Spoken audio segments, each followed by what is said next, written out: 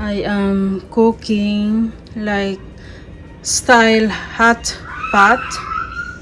Like you can put whatever you want, meat or seafood and vegetables. So I have here, I sliced the beef into thin slices so that it's easy to be cooked. And this is the chicken, I think gizzard. So I cleaned them, this one. And this is the heart of the chicken. So this one is seafood. All I have to do, I put this on a boiling water, and then once it's open, and then I'm gonna remove it fast so that it's not being so cooked inside of this. I just want to cook them just a little bit so that for me less, like it won't give you diarrhea since it's not so fresh and it's a freezer, and less sick, you get sick if you're gonna cook it just a little bit inside. And this is from the shell, I remove it from inside, this one. And this is octopus, like medium size, I cut them and clean them. And this is pork, and crabs, I cut them in half and clean them, and onions. So this is my vegetables: cabbage, carrots, green leaves, onions, and small size of noodles. So I'm just gonna put some black pepper and salt later. And this is the broth I made from the beef bones. And while I'm making the beef bones, I put onions on here already. And then this is the broth I'm gonna use for all the soup I'm gonna make in here. So I'm gonna wait this one to be boiled before start putting the hard meat first. My broth is already boiling. I'm gonna put the beef, the sliced beef I made there.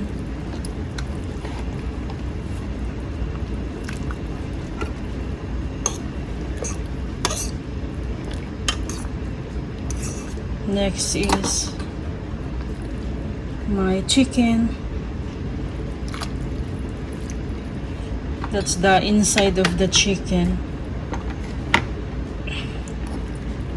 And this is the heart of the chicken.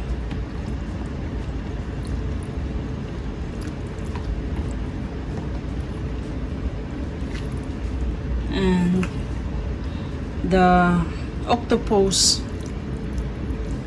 So that's hard too. It takes maybe 15 to 20 minutes to be cooked. And the seafood shell. And this is the pork. So put it in there. And put the onions.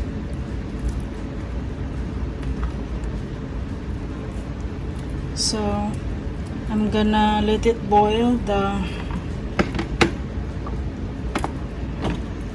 soup, and make the meat cook. before adding the rest of the ingredients. So I'm gonna put some black pepper in here.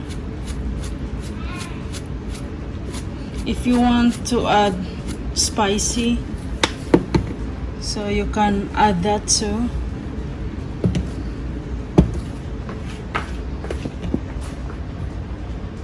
Or if you don't want to add some of the ingredients, like, it depends what you want and what you like to put on your soup. It can be all meat or it can be all seafood. So I'll let it boil. The beef, I'm not gonna cook this one long because I sliced the beef thin, so maybe 15 to 20 minutes, just low fire.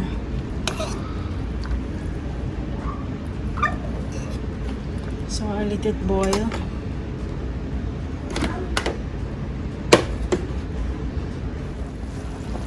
My meat is already cooked. So now I'll put the carrots.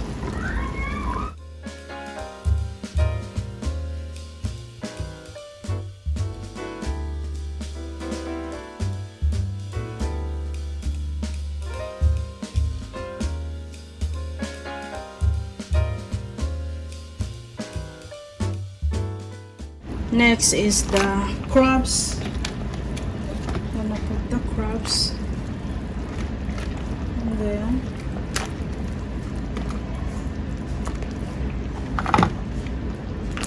Tastes good.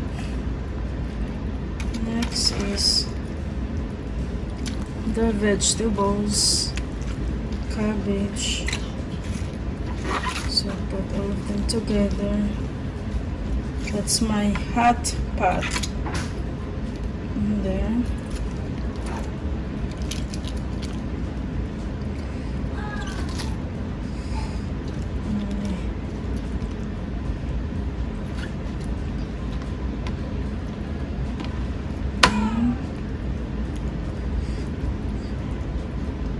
My noodles.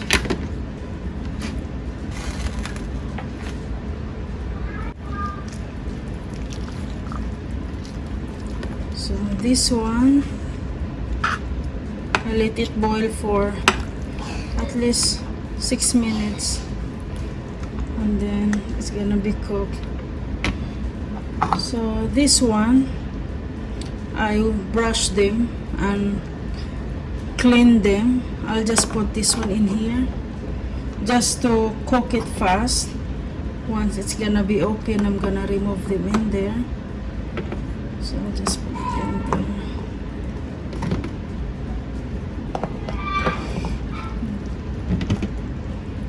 My hot pot.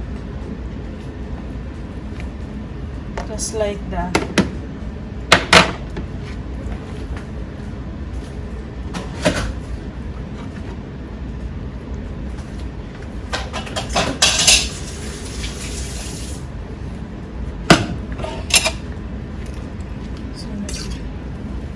Starting to boil.